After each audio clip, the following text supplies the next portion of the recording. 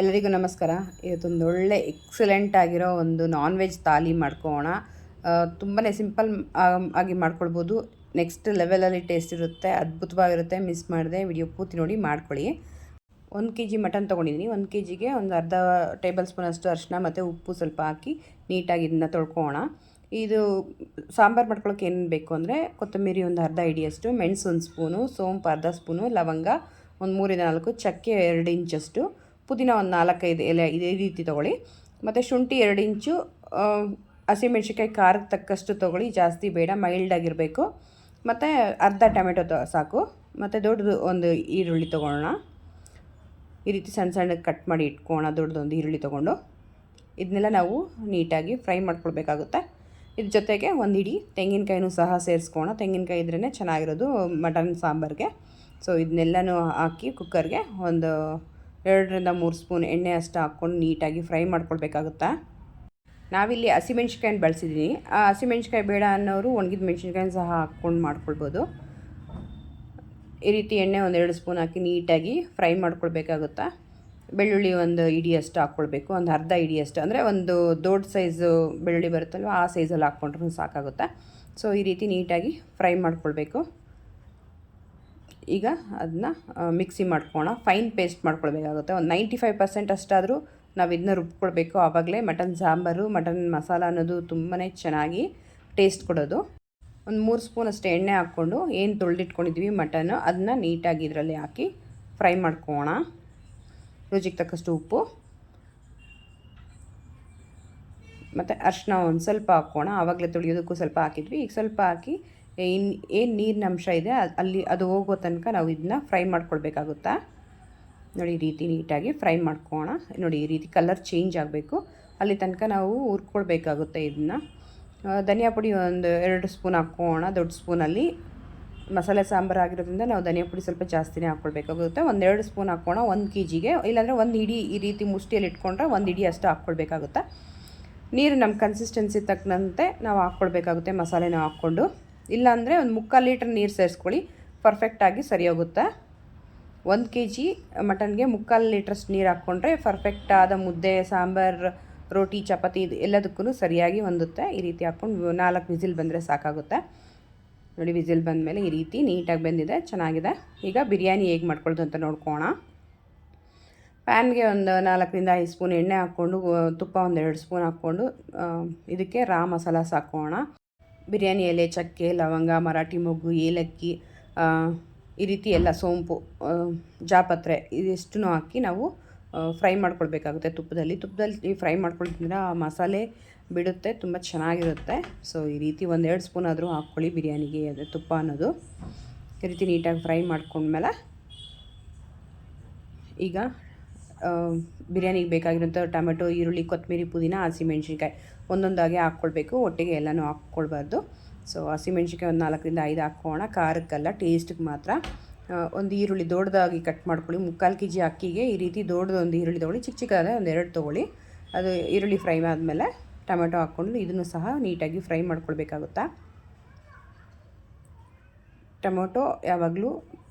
Tomato ಮತ್ತು ಈರುಳ್ಳಿ ಎಣ್ಣೆಲಿ ಚೆನ್ನಾಗಿ ಫ್ರೈ ಆದ್ರೇ ಟೇಸ್ಟು ಚೆನ್ನಾಗಿ ಕೊಡುತ್ತೆ.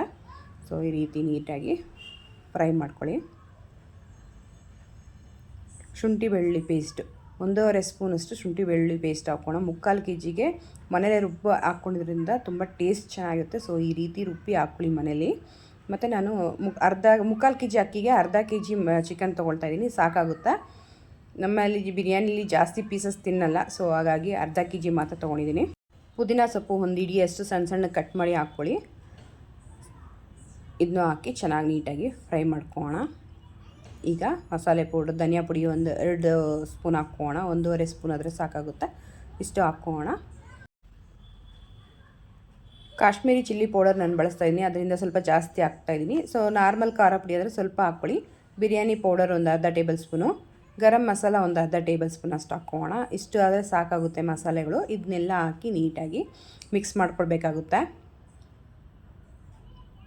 ನೋಡಿ ಈ ರೀತಿ ನೀಟಾಗಿ ಮಿಕ್ಸ್ ಮಾಡಿಕೊಂಡು ಫ್ರೈ ಮಾಡ್ಕೊಳ್ಬೇಕು. ಎಲ್ಲ ಮಸಾಲೆನೂ ನೀಟಾಗಿ ಹೊಂದ್ಕೊಳ್ಬೇಕು ಚಿಕನ್ಗೆ. ಸೊ ಈ ರೀತಿ ನೀಟಾಗಿ ಮಿಕ್ಸ್ ಮಾಡ್ಕೊಳ್ಳಿ.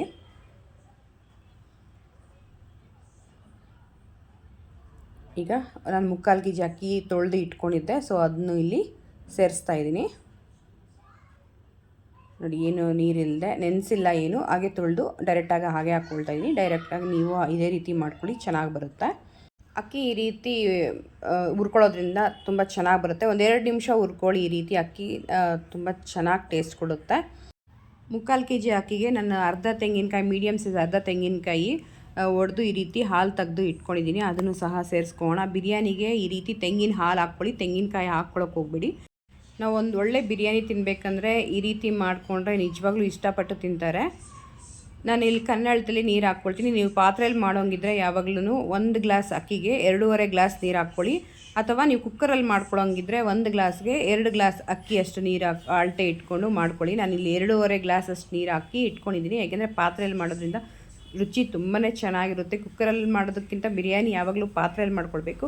ಆವಾಗ ರುಚಿ ಅನ್ನೋದು ನೆಕ್ಸ್ಟ್ ಲೆವೆಲ್ ಅನ್ನೋದೇ ಅಂತ ಹೇಳ್ಬೋದು. ಸೊ ರುಚಿಗೆ ತಕ್ಕಷ್ಟು ಉಪ್ಪು ಸಹ ಹಾಕೋಣ. ನೋಡಿ, ನನಗೆ ಸ್ವಲ್ಪನೇ ಈ ರೀತಿ 3 ಸಲ ಹಾಕಿ ಅಭ್ಯಾಸ. ಸೊ ನಾನು 3 ಸಲ ಈ ರೀತಿ, ನಂತರ ನಿಮಗೂ ಅಭ್ಯಾಸ ಇದ್ದರೆ ಯಾರಾದರೂ ಇದ್ದರೆ ಕಮೆಂಟ್ ಮಾಡಿ. ನೋಡಿ, ಈ ರೀತಿ ಉಪ್ಪು ಹಾಕಿ ನೀಟಾಗಿ ಮಿಕ್ಸ್ ಮಾಡ್ಕೋಣ. ನೋಡಿ, ನಾನು ಸ್ಪೂನಲ್ಲೂ ಸಹ ಅಳತೆ ತೋರಿಸ್ತಾ ಇದ್ದೀನಿ. ಈ ರೀತಿ ಸೌಟಿಟ್ಟರೆ ನಮಗೆ 3.5 ಇಂಚಷ್ಟು ನೀರು ಬರ್ತಾಯಿದೆ. ಅಷ್ಟಿದ್ರೆ ಕರೆಕ್ಟಾಗಿ ಆಗುತ್ತೆ ಪಾತ್ರೆಯಲ್ಲಿ ಅನ್ನ. ಸೊ ಈ ರೀತಿ ಇಟ್ಕೊಂಡು ನೀಟಾಗಿ ಮಿಕ್ಸ್ ಮಾಡಿ ಕುದಿಯೋಕ್ಕಿಡೋಣ. ಫೈನಲಿ ನಾವು ಇಲ್ಲಿ ಕೊತ್ತಂಬರಿ ಸೊಪ್ಪು ಹಾಕೋಣ. ಕೊತ್ತಂಬರಿ ಸೊಪ್ಪು ಸ್ವಲ್ಪ ಜಾಸ್ತಿ ಅನಿಸುತ್ತೆ ಹಾಕುವಾಗ, ಬಟ್ ಏನೂ ಇಲ್ಲ, ಅದು ಬೆಂದರೆ ಸ್ವಲ್ಪನೇ ಆಗುತ್ತೆ, ತುಂಬ ಚೆನ್ನಾಗಿರುತ್ತೆ. ಇದು ಸ್ವಲ್ಪ ಜಾಸ್ತಿ ಹಾಕ್ಕೊಳ್ಳಿ. ಪುದೀನ ಸ್ವಲ್ಪ, ಕೊತ್ತಂಬರಿ ಸೊಪ್ಪು ಸ್ವಲ್ಪ ಜಾಸ್ತಿ ಇದೆ, ಚೆನ್ನಾಗಿರುತ್ತೆ ಯಾವಾಗಲೂ ಬಿರಿಯಾನಿಗೆ. ಸ್ಪೂನಲ್ಲಿ ಅಳತೆ ತೋರಿಸ್ದೆ ಅಲ್ವಾ, ಅದು ಅಕ್ಕಿ ಮೇಲೆ ಇಡಬೇಕು. ಸೊ ಸ್ಪೂನ್ ಅನ್ನೋದು ಅಕ್ಕಿ ಮೇಲೆ ಇಟ್ಟರೆ ನೀರು 3.5 ಸ್ಪೂನ್ ಇದ್ದರೆ ಅಕ್ಕಿ ನೀಟಾಗಿ ಅನ್ನ ಆಗುತ್ತೆ ಬಿರಿಯಾನಿ. ಪಾತ್ರೆಯಲ್ಲಿ ಮಾಡೋಂಗಿದ್ರೆ, ಕುಕ್ಕರಲ್ಲಿ ಮಾಡೋಂಗಿದ್ರೆ 3 ಇಂಚ್ ಕರೆಕ್ಟಾಗಿ ಇಟ್ಕೊಳ್ಬೇಕಾಗುತ್ತಾ.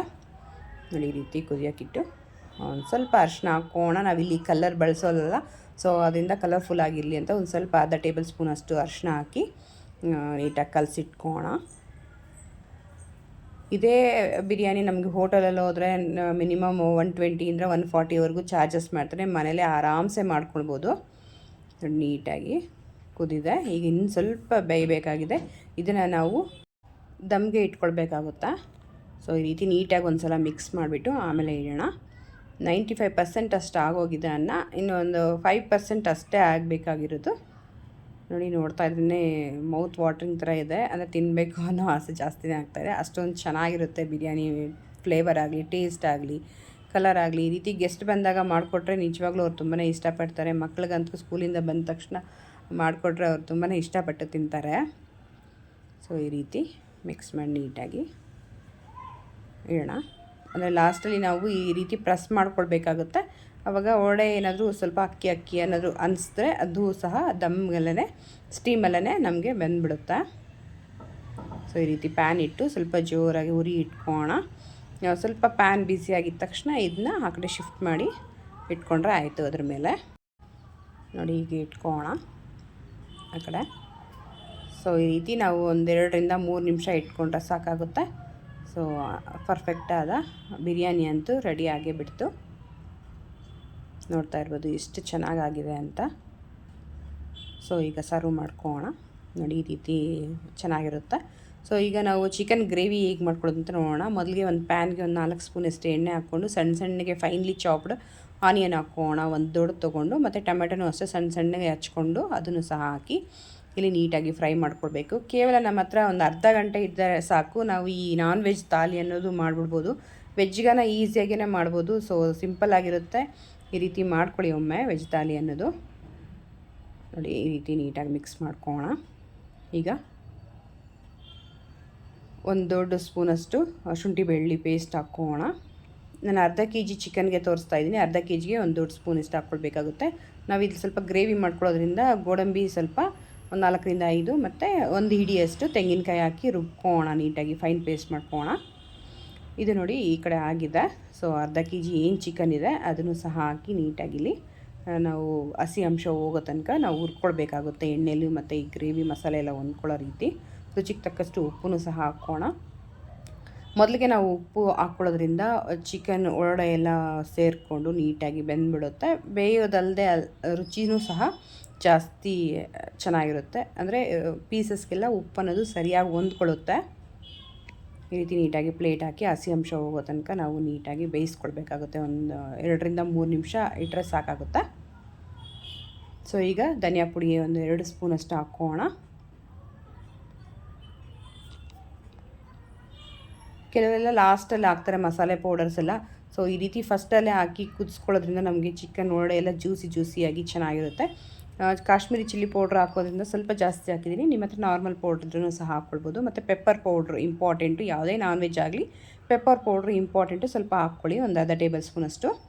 ಸೊ ಗರಂ ಮಸಾಲ ಒಂದು ಅರ್ಧ ಟೇಬಲ್ ಸ್ಪೂನಷ್ಟು ಹಾಕೋಣ. ಈಗ ಏನು ನಾವು ರುಬ್ಬಿಟ್ಕೊಂಡಿದ್ವಿ ಹಾಲು, ಅದನ್ನು ಸಹ ಇಲ್ಲೇ ಹಾಕೋಣ. ಗೋಡಂಬಿ ಮತ್ತು ತೆಂಗಿನ ಹಾಲು ಹಾಕಿ ನೀಟಾಗಿ ಮಿಕ್ಸ್ ಮಾಡಿಕೊಂಡ್ರೆ ಆಯಿತು. ಇದಕ್ಕೆ ಸ್ವಲ್ಪ ಕೊತ್ತಂಬರಿ ಸೊಪ್ಪು ಹಾಕೋಣ. ಈಗ ನೀಟಾಗಿ ಈ ರೀತಿ ಮಿಕ್ಸ್ ಮಾಡಿ ಕುದಿಸೋದ್ರಿಂದ ನಮಗೆ ಗ್ರೇವಿ ಅನ್ನೋದು ಚೆನ್ನಾಗಿರುತ್ತೆ ಮತ್ತು ಪರ್ಫೆಕ್ಟಾಗಿ ಬರುತ್ತೆ.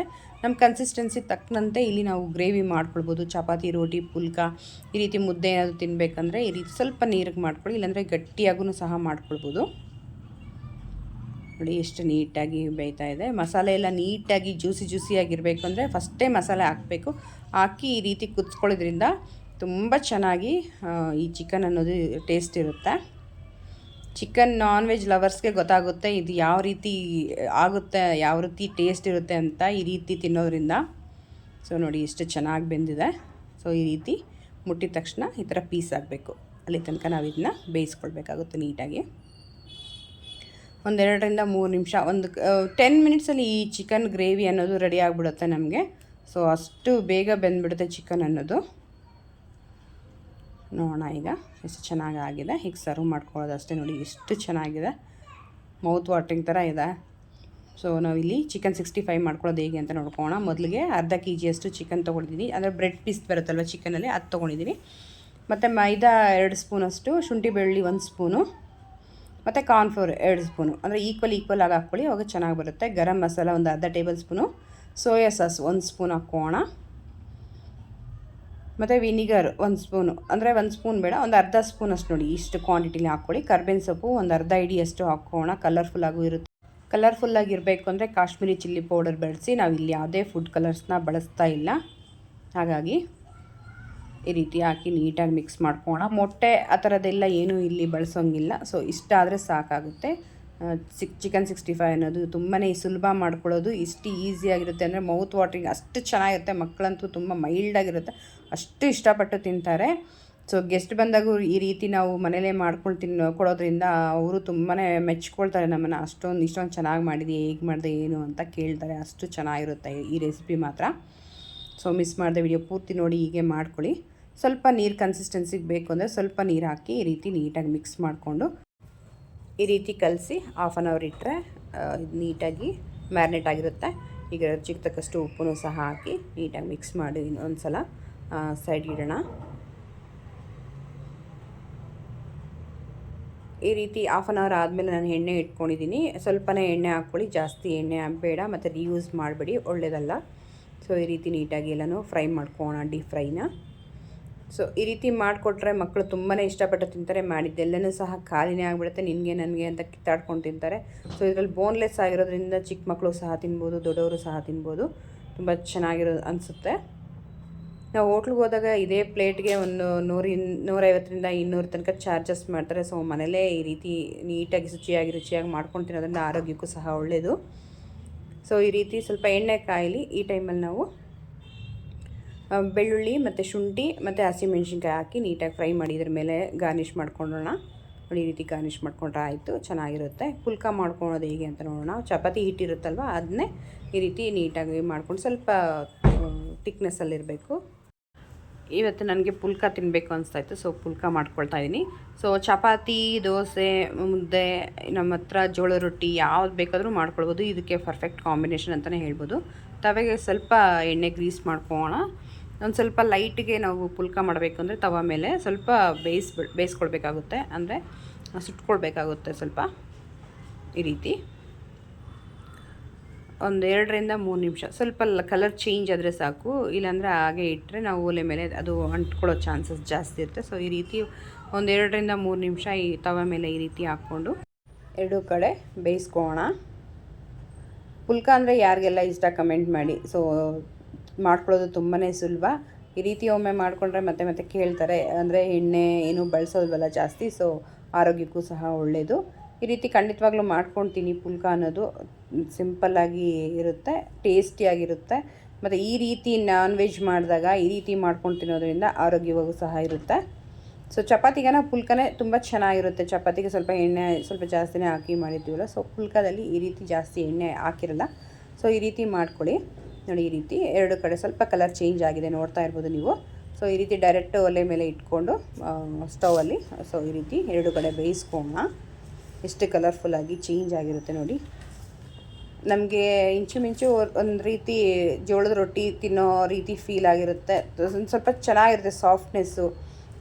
ನಾವು ಹೋಟೆಲ್ಗೆ ಹೋದಾಗ ಪುಲ್ಕ ಅಂತ ಕೇಳಿ ತೊಗೊಂಡು ತಿಂತೀವಲ್ವ, ಸೊ ಅದೇ ರೀತಿ ಇರುತ್ತೆ. ಈ ರೀತಿ ನೀಟಾಗಿ ಎರಡು ಕಡೆ ಬೇಯಿಸ್ಕೊಂಡು ಆರಾಮ್ಸೆ ಸರ್ವ್ ಮಾಡ್ಕೊಳ್ಬೋದು. ನೋಡಿ ಎಷ್ಟು ಚೆನ್ನಾಗಾಗಿದೆ, ಎಷ್ಟು ಪರ್ಫೆಕ್ಟಾಗಿ ಆಗಿದೆ. ನಾನು ಇನ್ನೂ ಒಂದು ಸಹ ಅದೇ ರೀತಿ ಅದೇ ಪ್ರೋಸೆಸ್ಸಲ್ಲೇ ಮಾಡ್ಕೊಳ್ತಾ ಇದ್ದೀನಿ. ನಾನು ಫಸ್ಟ್ ಆಗಿರೋದ್ರಿಂದ ಸ್ವಲ್ಪ ಎಣ್ಣೆ ಗ್ರೀಸ್ ಮಾಡ್ಕೊಂಡಿದ್ದೆ. ಎರಡನೇದಕ್ಕೆ ನಾನು ನೋಡಿ ಗ್ರೀಸೇ ಮಾಡ್ಕೊಂಡಿದ್ದೆ. ಎಷ್ಟು ಚೆನ್ನಾಗಿ ಬಂದಿದೆ. ಸೊ ಈ ರೀತಿ ಮಾಡ್ಕೊಳ್ಳಿ. ಒಂದು ಸ್ಪೆಷಲ್ ಅಕೇಶನಲ್ಲಿ ಅಥವಾ ಗೆಸ್ಟ್ ಬಂದಾಗ ನಮಗೆ ನಾವು ಟ್ರೀಟ್ ಮಾಡ್ಕೊಳ್ಬೇಕು ಅಂದಾಗ ಖಂಡಿತವಾಗ್ಲೂ ಈ ರೀತಿ ಟ್ರೀಟ್ ಮಾಡ್ಕೊಳ್ಳಿ. ತುಂಬ ಚೆನ್ನಾಗಿರುತ್ತೆ.